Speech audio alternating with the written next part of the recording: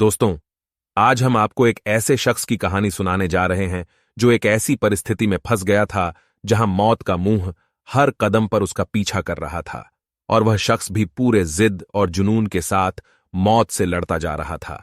लेकिन आखिरकार उस शख्स के साथ क्या हुआ, यह जानने के लिए आपको यह वीडियो पूरा देखना होगा। तो दोस्तों, यह कहानी है एक साउथ अफ्रीकन एडवेंचरर और एक्सप्लोरर डेविड को बचपन से ही यात्रा करने और नई नई जगहों को देखने का बहुत शौक था। इस घटना से एक साल पहले यानी कि साल 2011 में भी डेविड 9000 मील तक साइकिलिंग यात्रा कर चुके थे। उनकी यह यात्रा मिस्र के काहिरा शहर से शुरू होकर साउथ अफ्रीका के बलीटो टाउन में जाकर खत्म हुई थी और इस पूरी जर्नी में उन्हें 120 दिन का वक्त लगा था। तो इस लिहाज से नई नई जगहों पर जाना उनके लिए एक आम बात थी और अपने इसी शौक को बरकरार रखते हुए साइकिलिंग के अपने सफर से लौटते ही डेविड ने अमेजॉन जंगल की यात्रा का प्लान बनाया। उनका यह सफर अमेजॉन नदी के सोर्स पेरुवियन एंड से शुरू होकर अटलांटिक ओशन में ब्राजील के तट पर खत्म होना था। इस सफर में उन्हें करीब 5 महीने का वक्त लगने वाला था।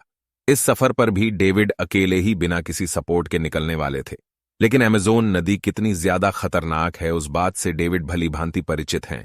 इसलिए उन्होंने नदी में पाए जाने वाले जहरीले सांप, मगरमच्छ और जहरीली चींटियों से खुद को बचाए रखने की पूरी तैयारी कर ली थी। 1 जुलाई 2012 को डेविड ने अमेजॉन नदी के अपने सफर की शुरुआत की। वह हर रोज 10 से 12 घंटे तक अपनी छोटी नाव से लगातार आगे बढ़ते रहते थे। रात होते ही वह अपनी बोट में या फिर जंगल में अपना कैंप लगाकर रेस्ट करते और सुबह होते ही अपने सफर पर फिर से निकल पड़ते थे।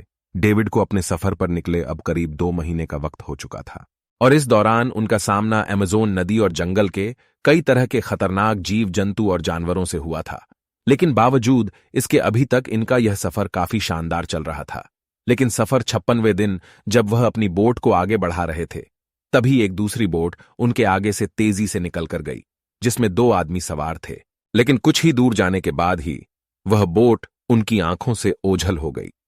अभी वह इस बोट के गायब होने के बारे में सोच ही रहे थे कि तभी अचानक से उनकी कमर पर एक तेज रफ्तार के साथ कोई चीज घुसती है। मानो किसी ने उनकी कमर के बीच में तेज रफ्तार के साथ कोई चाकू घुसा दिया हो। लेकिन यह कोई चाकू नहीं बल्कि बंदूक से निकली गोली थी। यह गोली सीधी जाकर डेविड की रीढ़ की हड्डी में लगी थी, जिसकी वजह से उनके ऊपरी शरीर ने काम करना बंद कर दिया था और गोली लगने के बाद ही डेविड सीधा पानी में गिर गए।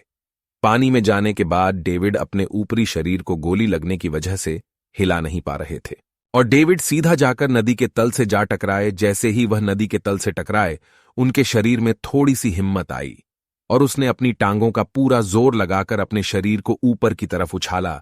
जैसे ही वह पानी के ऊपर आए, उसी वक्त फिर उनके ऊपर गोलियां बरसनी शुरू हो गईं और एक गोली उनके चेहरे को छूती हुई चली गई, जिसकी वजह से फिर से डेविड ने अपनी सुध बुध खो दी। फिर से डेविड ने अपनी हिम्मत दिखाई और किसी तरह अपने शरीर को पानी में घसीटते हुए वह नदी के किनारे पर पहुंचे। किनारे पर जाते ही उनके ऊपर फिर से गोली चली और जो कि उनके चेहरे के दाहिने ओर लगी। बहुत ज्यादा खून बहना शुरू हो गया था और डेविड को यह समझ नहीं लग रहा था कि यह गोलियां उनकी तरफ चला कौन रहा है। तभी डेविड को वही बोट दोबारा से उनकी तरफ बहुत तेजी से बढ़ती हुई दिखाई थी। तब डेविड को यह समझ लग चुकी थी कि यह अमेजोन नदी के लुटेरे हैं और उसी बोट का दूसरा आदमी डेविड के ऊपर गोलियां चला रहा था। जैसे ही यह लुटेरा बोट से नीचे उतरा, उसने देखा कि डेविड जिंदा है, तो उसने डेविड को मौत की नींद सुलाने के लिए अपना लंबा चाकू बाहर निकाल लिया।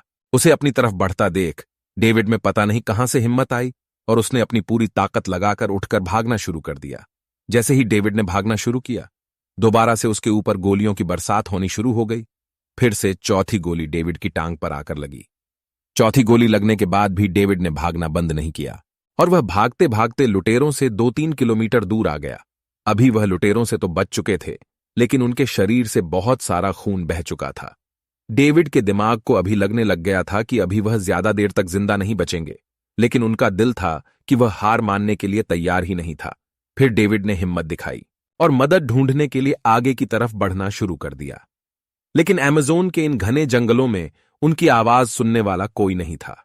फिर से 1.5 किलोमीटर आगे बढ़ने के बाद उन्हें कुछ आदिवासी दिखाई दिए। आदिवासियों ने डेविड की हालत देखी और उसे अपने साथ ले गए।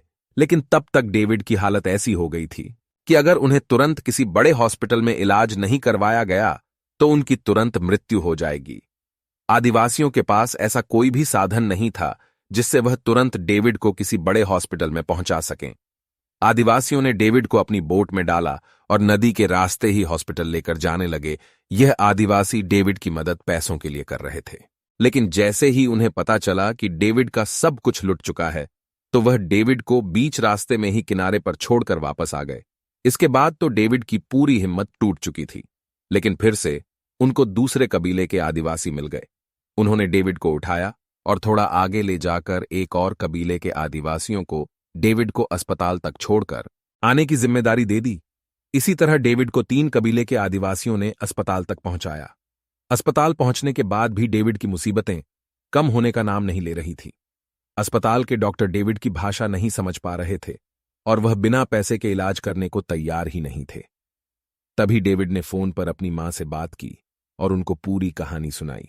डेविड की मां ने अपने दिमाग से काम लिया और यह सब कुछ फेसबुक पर शेयर कर दिया। डेविड की मां की पोस्ट फेसबुक पर पढ़ने के बाद 2 लोग उस हॉस्पिटल में पहुंचे और उन्होंने डेविड के इलाज के लिए डॉक्टरों को पैसे दिए।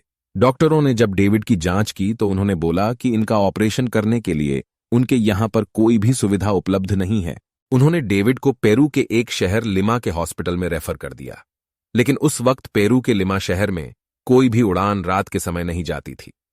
इस चीज के समाधान के लिए उन्होंने डेविड को कमर्शियल फ्लाइट के जरिए ही लिमा शहर भेज दिया। इस फ्लाइट में डेविड के साथ वह 2 अजनबी लोग और एक डॉक्टर भी मौजूद था। रात के 10 बजे तक डेविड को हॉस्पिटल में पहुंचा दिया गया। डेविड की हालत इतनी बुरी हो चुकी थी कि उन्हें हॉस्पिटल के आईसीयू में 12 दिन तक रहना पड़ा। तकरीबन 1 महीने के बाद डेविड को हॉस्पिटल से डिस्चार्ज कर दिया गया। आज डेविड साउथ अफ्रीका के एक मशहूर मोटिवेशन स्पीकर है जो लोगों को आशावादी बने रहने के लिए प्रेरणा देते हैं। अगर आपको यह कहानी अच्छी लगे तो प्लीज चैनल को लाइक एंड सब्सक्राइब करें। धन्यवाद।